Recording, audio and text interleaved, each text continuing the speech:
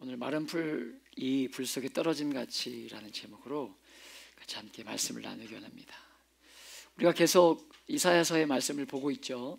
말씀을 보면서 우리가 오늘까지 우리가 좀 이사야서 5장의 말씀을 보고 우리 잠시 이사야의 말씀을 멈추었다가 이제 우리가 보기 시작했던 하나님 나라에 대한 비유에 대한 말씀들을 우리가 새해부터 계속 보게 될 텐데요. 여러분, 주인이 좋은 땅을 사서 그 좋은 땅에 좋은 열매 맺기를 기대하시며 울타리도 만들어서 그렇게 잘 관리하고 보호했는데 들포도를 맺는 모습을 보면서 주인의 마음, 그러니까 하나님의 마음이 얼마나 아팠을까 하는 이야기를 우리가 계속 보고 있습니다. 주님께서 이스라엘이 맺었다고 보는 이 들포도를 우리가 지금 몇 가지라고 보고 있었습니까? 5가지의 들포도의 열매를 맺었다라고 보고 있는데 그 첫 번째, 두 번째가 무엇이었죠? 의와 선이라고 말씀을 드렸어요. 의는 부당한 것을 취하지 않고 자기에게 하나님이 허락하신 것에 자족할 줄 아는 것, 그게 의인데 이스라엘 백성들은 더 가지고 싶어 했다는 거죠. 그래서 어떻게 했습니까? 집에 집을 더하고 땅에 땅을 잇는 그런 들포도를 맺었다는 거죠. 하나님 우리에게 기대하는 것은요, 바르게 삶뿐만 아니라 선행하기를 원하신다는 것이었죠. 그래서 자기의 정당한 권리를 때로는 내려놓고 기꺼이 다른 사람을 섬기길 원하시는데 이스라엘 백성들은 자기 탐욕에 빠져서 이른 아침부터 저녁까지 술을 마시고 여러 악기를 동원해서 자기를 기쁘게 하는 일에 전부 다 마음이 빼앗기고 다른 사람은 생각지도 않는 그런 들포도 맺었다는 것 보면서 탄식하고 아파하셨다는 거죠. 그리고 이들이 맺었던 세 번째 포도, 우리가 지난 금요일날 보았지만 무엇이었습니까? 하나님이 정말 계시다면 한번 해보라 그래. 이런 교만과 불신앙. 내가 이렇게 죄를 짓고 사는데 정말 하나님 계시다면 그 말씀대로 내 삶 가운데 역사해보라 그래. 내 삶을 혼내보라 그래. 라고 이야기했던 불신앙. 신앙생활을 하고 있는 사람들을 가끔 이렇게 볼 때 하나님을 기쁘게 하시는 것이 크고 위대한 일을 하면 기뻐하실 것처럼, 내가 예쁜 짓을 하고 좀 좋은 일하고 이런 일을 하면 기뻐할 것처럼 생각하지만 여러분이 그렇지 않죠. 크고 위대한 일 하는 게 하나님을 기쁘게 하시는 것이 아니라는 것입니다. 그런 사람들은요, 소수죠.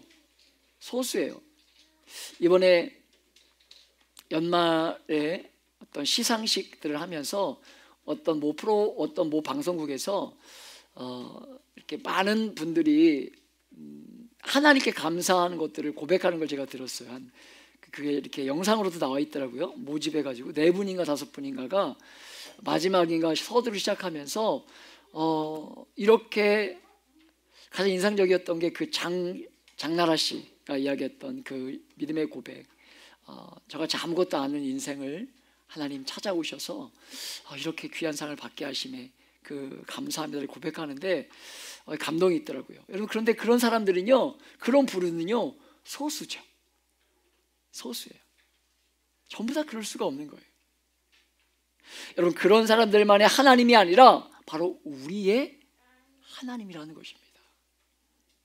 삶의 자리에서 믿음으로 살 때 우리가 하는 그 작은 일을, 믿음을 따라 행하는 삶을 하나님 얼마나 기뻐하십니까?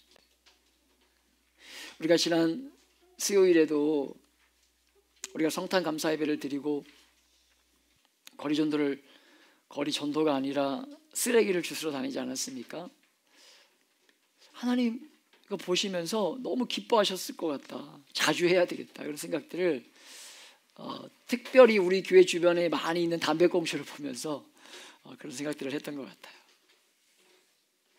여러분, 그게 진짜 하나님 얼마나 기뻐하시는 일일 텐데 우리 삶의 자리에서 우리가 할 수 있는 혹여나 우리가 생각하기에 작은 일일지라도 믿음으로 행하는 그 일, 믿음으로 행하는 그 일. 그런데 이 언약 백성들이 들포도를 맺는데 하나님을 신뢰하고 인정하는 것이 아니라 하나님 어디 계시냐? 정말 계시면 한번 해보라 그래 하면서 믿음이 아닌 불신앙의 죄를 범하고 있었다는 거예요.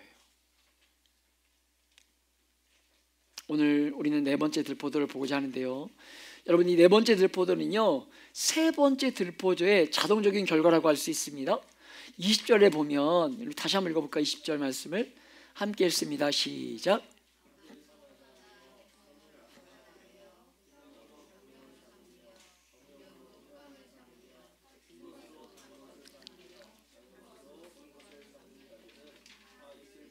아멘. 이 무슨 말입니까?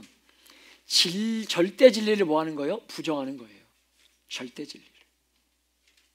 객관적인 진리를 부정하는 것으로 가치와 진리의 주제를 부정하는 것입니다. 사랑하는 여러분, 사람들이 하나님이 계시면 한번 해보라 그래.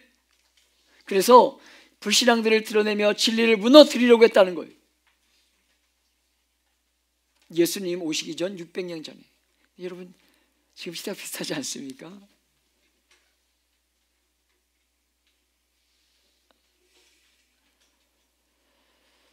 절대적인 것이 어디 있냐는 거예요. 절대적인 것이.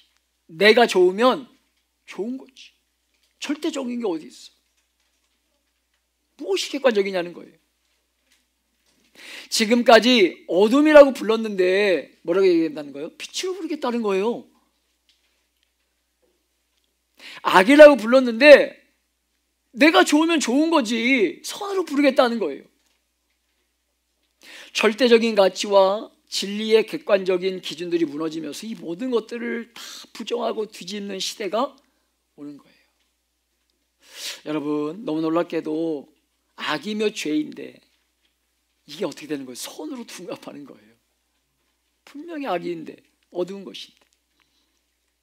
우리가 지금 살아가는 이 시대의 제일 큰 고통은요, 여러분, 저는 오늘 이사야, 그러니까 예수님 오시기 전 약 600년 전에 일어났던 이 사건들처럼 가치와 기준이 무너지는 것이 아닌가라는 생각들을 해보게 됩니다. 절대와 객관이 무너지고 사람의 주관적인 느낌이 절대를 차지하고 있다는 거예요.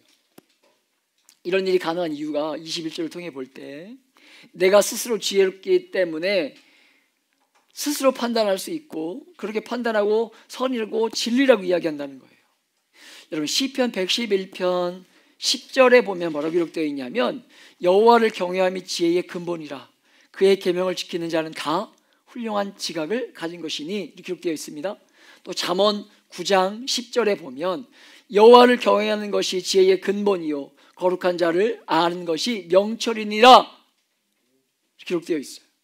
명철이니라. 여러분, 하나님을 인정하고 약함을 인정하는 것이 뭐라는 거예요? 지혜의 근본이라는 거예요. 근데 무엇입니까? 그것 자체가 무너지고 있는 거예요. 요즘은 동성애를 틀렸다고 하면 얼마나 욕먹는 시대가 되었는지 모릅니다. 유럽의 많은 나라에서 남성, 여성, 제3의 성 이렇게 바뀌고 있대잖아요. 몇 년 전 큰 이슈가 되었던 그 오징어 게임 잘 아시죠?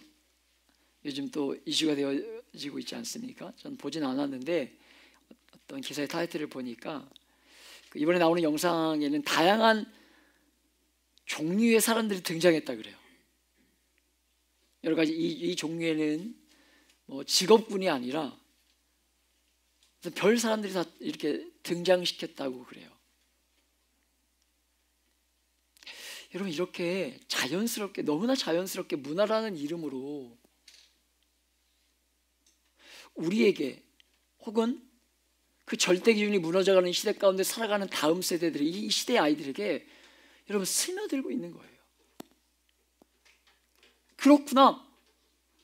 가르치지 않더라도 문화라는 이름으로 다가오면서 그냥 그것들이 자연스럽게 노출되는 거예요. 보는 거죠. 분별할 수 없기 때문에 그런 건가? 가 의심할 수도 없어요. 그렇구나 라고 되는 거예요. 물음표도 없어요. 이 세대에게는 그냥 느낌표인 거예요. 사랑하는 여러분, 성경이 말하는 것은 그냥 종교 이야기가 아닙니다. 팩트죠. 사건들이 일어나고 있는 것으로 예수님 오시기 전에, 죄송합니다, 아까 제가 600년이라고 했는데 800년이에요. 800년 전에 이야기를 하고 있는데, 오늘 우리가 사는 시대를 비춰보기에 전혀 손색이 없는 거예요. 이 말씀을 가지고 이 시대를 비춰보면 사람들은 자기가 태어날 때부터 왜 남성으로 태어났는지 모르겠고, 내가 원하는 성을 내가 선택하고 싶다, 이렇게 교만하게 주장하는 거예요. 부부가 평생을 함께 신의를 지키면서 충성스럽게 사랑하고 사는 것, 옛날 이야기가 되어가고 있지 않습니까? 자기가 원하는 대로 사랑이란 이름으로 욕구를 마음껏 충족시켜도 된다고 생각하는 거예요. 그러나 여러분, 그것은 옛날 방식이 아니라, 옛날에 그랬지가 아니라 진리를 따라 사는 것임을 잊지 않기를 축복합니다. 하나님을 두려워할 줄 알고 하나님을 범사에 인정하면서 서로를 충성스럽게 끝까지 사랑하고 살아가는 것. 기준들이 다 무너지고 사람들은 자기를 희생하는 것 어리석은 것이라고 생각하지만, 여러분, 그렇지 않은 거죠. 주님 우리에게 기대하는 포도는 선을 행하길 원하는 것인데, 때론 정당한 권리를 말씀에 순종함으로 내려놓기를 원하시는 순종이라는 거예요. 이렇게 욕망을 부추기는 시대에 욕망이 요구하는 대로 살지 않고 하나님 앞에 권리를 내려놓고 희생하며 포기할 줄 아는 것, 그것이 진짜 지혜라는 것입니다. 오늘 우리의 싸움은요, 가치의 싸움이고 기준의 싸움이라고 할 수 있는데, 여러분이 바른 말 하는 것만으로 충분한 것이 아니라 바른 기준을 가지고 가치를 따라서 사는 그 표시와 증거가 나타나야 되는 것인데, 어떻게 나타내야 되는 것이냐면, 삶의 자리에서 자기를 희생하고 말씀에 순종하는 이 두 가지, 이것이 성도의 싸움의 핵심이라는 것입니다.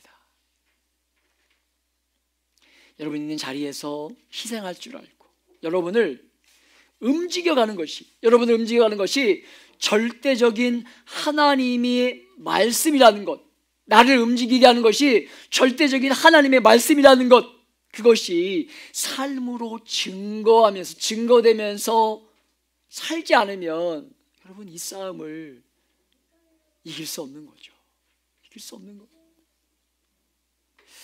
사랑하는 여러분, 여러분과 제가 믿음으로 서서 하나님 앞에 주님의 말씀에 순종하고 뿐만 아니라 정말 기도의 골방을 지켜가는 일, 너무나 중요한 때가 지금이라는 거.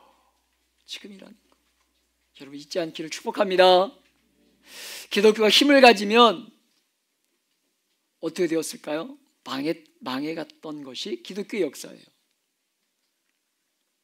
여러분 제가 역사학자라고 또 공부하는 사람이라고 얘기하는 것이 아니라 누구라도 다 알 수 있는 이야기 아닙니까? 기독교가 순종으로 세상을 바꾸어 왔지, 기독교는 순종으로 세상을 바꾸어 온 것이지 힘을 가지고 세상을 바꾸었던 것이 아니라는 것으로, 우리를 위하여 십자가에 달려 돌아가신 분이 바로 우리가 믿는 주님이시잖아요. 그 주님이 주신 말씀에 더 순종하고 하나님을 두려워할 줄 아는 성도가 되어서 이 어려운 싸움들을 잘 감당해내시는 저와 여러분 되시길 축복합니다. 다섯 번째 들포도가 무엇입니까? 22절과 23절에 보면 같이 한번 읽어볼까요? 22절, 23절 시작. 기에 용감하며 독주를 잘 빚는 자들은 화 있을진저 그들은 뇌물로 말미암아 악인을 의롭다 하고 의인에게서 그 공의를 빼앗는도다. 아멘. 기준이 다 무너졌죠. 네 번째 들포도가 그렇지 않습니까? 자기가 제일 중요하고 자기의 선한 것도 자기는 선한 것도 악한 것이라고 결정할 수 있는 권리가 자기에게 있다고 생각하는 거예요. 이 사람들이 하는 일이 무엇입니까? 결국은 높은 지위에 올라서 백성들을 위해 희생함이 기쁨이 되어야 될 사람들이 그게 아니고 술을 마시면서 아첨할 줄 알고 자기 옆에서 그렇게 함께하는 사람들에게 뭐하고 있는 거예요? 모든 이익을 주고 반대하는 사람들에게는 불이익을 주는, 자기 원하는 대로 하면서 객관적인 윤리가 다 무너지고 있는 거예요. 제가 여러분에게 뒷말 하지 말라고 말씀을 드렸죠. 그랬더니 여러분의 어떤 분들 중에는 그럼 안 말하면 되겠다고 이런 분들 계신데, 그런 의미가 아니죠. 그래서 제가 서약서를 곧 쓰게 될 것이라고 말씀을 드렸는데, 그렇게 말씀드린 이유가 말하면서 뭐 하는 거예요? 편을 만들기 때문이죠. 말하면서 그렇게 편히 만들기 시작하면 그 공동체는요, 건강한 공동체로 세워질 수가 없는 거죠. 그렇게 되면 팔이 안으로 굽는다고 말하면서 아무리 내 편이라도 바르지 않으면 여러분 안 된다고 말할 수 있어야 되는데, 내 편이면 어떤 일을 해도 정당화 시키려 하기 때문이죠. 이것이 5번째 들포도인 것입니다. 사회가 객관적인 기준이 다 무너지고 나에게 잘하는 것이 기준이 되니까 이 사회가 더 이런 사회가 무엇을 바랄 수 있겠냐는 거예요. 사랑하는 여러분, 시대의 정신을 따라서 끝없이 악한 일들을 선하다 하는 이런 시대에 말씀 앞에 서서 말씀을 살아내는 일 하지 않으면 여러분 어떤 일이 있을 것이라고 경고하고 있습니까? 24절의 말씀을 다시 한번 읽어봅니다. 시작. 말미암아 불꽃이 그루터기를 삼킴같이 마른 풀이 불 속에서 떨어짐같이 그들의 뿌리가 썩겠고 꽃이 티끌처럼 날리리니 그들이 만군의 여호와의 율법을 버리며 이스라엘의 거룩하신 이의 말씀을 멸시하였습니다. 아멘. 여러분요, 마른 풀이 불 속에 떨어짐같이 된다는 거예요. 마른 풀에 불이 붙으면 떨어지면 어떻게 되겠습니까? 그냥 타버려요. 그냥 타버립니다. 스스로 지혜롭다 하고 선이든 악이든 내가 원하는 대로 정할 수 있다고 주장하면서 사회적인 기준과 윤리가 다 무너지는 시대를 바라보면서 주님이 심판을 명하시는데 불이 떨어지자마자 한순간에 다 태워버린다는 거예요. 또 26절에 보면 또 그가 기치를 세우시고 먼 나라들을 불러 땅 끝에서부터 자기에게로 오게 하실 것이라. 보라, 그들이 빨리 달려올 것이로되. 여러분, 기치를 세우고가 무엇이냐면 이런 거예요. 어떤 경주를 시작할 때에 신호가 떨어지지 않습니까? 신호를 주면 딱 시작이 되잖아요. 그런 것처럼 주변에 있는 나라들이 뭐 하고 있는 거예요? 하나님 주실 그 신호를 기다리고 있는 거예요. 그 신호를 기다리고 있는 것입니다. 신호가 떨어지면 준비된 그 나라들이 이스라엘을 침략해서 이스라엘을 초토화시킴으로 하나님의 이 심판을 행하는 일을 하실 거라고 기다리고 있다는 거예요. 사랑하는 여러분, 전쟁은 힘이 강한 역사 가운데 등장했던 아수르나 바벨론 같은 나라가 이스라엘을 침공한 것이 아닙니다.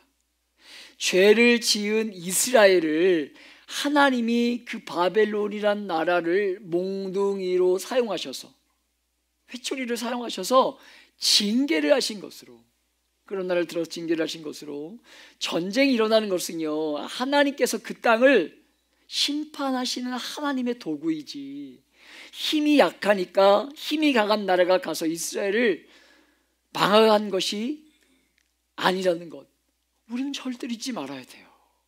절대 잊지 말아야 됩니다. 로마 제국은 역사상 가장 강력한 나라 아니었습니까? 그런데 로마가 교만해지기 시작하면서 그 기독교를 받아들이면서 로마 황제들이 기독교 안으로 들어오면서 교회가 여러분 1000년의 시간 동안 얼마나 부패했는지 몰라요. 얼마나 부패했는지 몰라요. 그때 하나님이 기독교를 손대셨던 방법이 무엇이냐면, 여러분 그 시대에 야만족으로 불리던 그런 사람들을 이동시켜서 로마 제국을 멸망시키잖아요. 로마 사람들은 첨단 문명과 제국이라고 믿었는데, 야만족으로 알려졌던 그 사람들에 의해서 로마 제국이 무너졌다는 거, 우리는 기억할 수 있어야 돼요.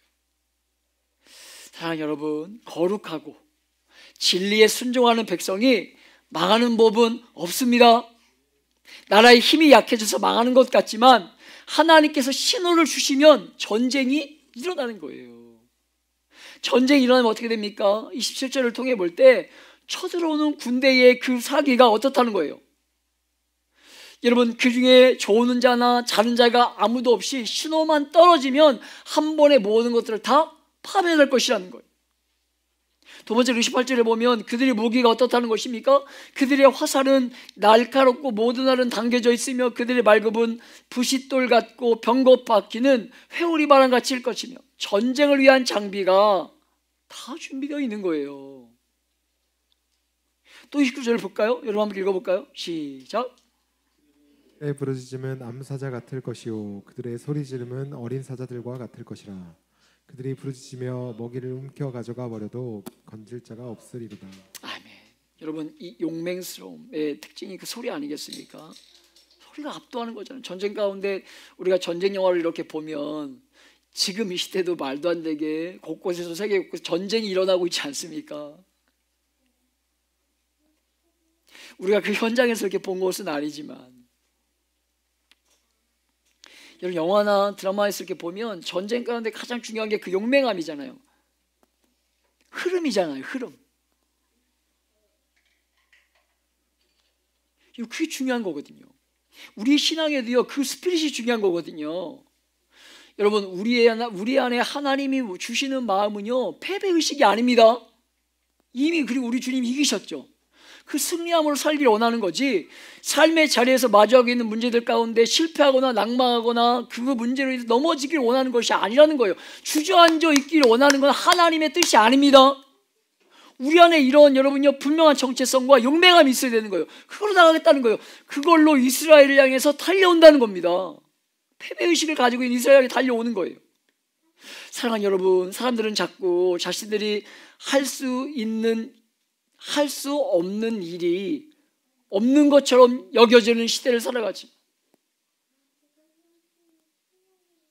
그래서 요즘 제 아이가 무슨 학습지를 다니면서 요즘 뭘 배워왔는지 I can do it 그걸 하고 있어요. 우리한테 그런 자세가 중요하죠. 그러나 여러분 잊지 말을 게 무엇입니까? 인생이라는 거예요. 인생. 사람이, 죄송합니다 이렇게 얘기하면 이따 또 따질 수도 있는데, 사람이 할 수 있는 일이 얼마나 많은지, 할 수 없는 일이 얼마나 많은지 몰라요. 제가 산타 할아버지가 없다고 이야기를 했더니 제 막내 아이에게 그 첫째가 산타 할아버지는 없어, 아빠가 그렇게 얘기했어, 없다고 막 얘기해가지고 제가 얼마나 곤욕스러운지 몰라요. 말을 잘해야 되겠다. 산타가 없는 건 사실이지만 여기서 말하는 산타가 없다는 건 우리에게 선물을 주는 부모님이 할아버지 할머니가 산타라는 거지, 산타 할아버지가 있긴 있죠. 있긴 있잖아요. 다니는 분들이 있죠. 그러나 여러분요, 사람이 할 수 없는 게 얼마나 많은지 몰라요. 모든 것들을 다 할 수 있는 것 같지만 사실은요 그 어떤 것 하나도 마음껏 할 수 없는 게 인생이에요. 우리 아까 이렇게 들어오는데 우리 이제 6살이 되는 친구가 있는데 흔적을 가지고 왔어요. 흔적 얘기를 하다가 나이가 없어지면서 좋아지겠죠 그랬더니 아니에요 목사님, 한 집사님이 말 안 들어가지고 얘도 넘어졌었는데 양쪽에 이렇게 상처가 있다. 그게 커지더라고. 그 집사님 그렇게 얘기하시더라고요. 안 됩니다. 우리 뜻대로 안 되는 거잖아요. 그죠? 우리 뜻대로 내가 낳은 새끼도 내 뜻대로 안 되는 거잖아요. 그게 인생이에요. 그게. 몇 년 전 포항에 지진이 일어났었잖아요. 큰 이슈가 되지 않았습니까? 인생이 힘이 큰 것 같지만 하나님이 신호를 주시면 끝나는 거예요. 인생 스스로 선과 악을 정할 수 있을 것 같지만 그럴 수 없다는 것 다양한 형식으로 보여주면서 하나님이 이 시대의 정신을 경고하고 있는데, 이 시대의 흐름을 따라 살지 말라고 경고하고 있는데, 제발 선을 악이라고 어두움을 빛이라고 이야기하지 말라고 분명히 경고하고 계신데, 사람들은 얼마든지 성을 자기가 스스로 결정할 수 있는 것처럼, 그게 시대의 흐름인 것처럼 여러분 그렇게 살고 있지만, 사랑하는 여러분, 제발 속지 않기를 축복합니다. 속지 않기를 축복합니다. 그래서 우리가 끼어있는 게 중요한 거예요. 말씀 앞에 서 있는 게 중요한 거예요. 사랑하는 여러분, 우리는 하나님 우리에게 기대하는 좋은 열매 맺기를, 그래서 절대로 우리 밖에 있는 것들을 탐하지 않고 하나님이 우리에게 주신 정당한 노동의 대가를 좋아하고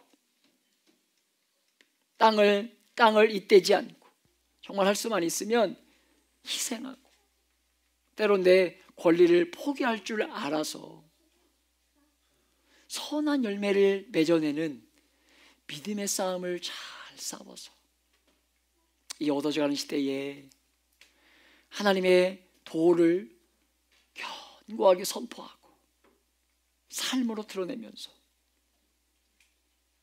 시대의 어두움을요 할 수 있는 데까지 좀 밝혀내는, 시대의 흐름을 좀 할 수 있는 데까지 밝혀내는 그런 믿음의 신실한 싸움을 잘 감당해내기를 이 시간 결단하심으로 이제 시작되는 2025년의 삶을 살아내는, 여러분 승리하는 저와 여러분의 삶이 되시길 예수님의 이름으로 축복하며 기도합니다.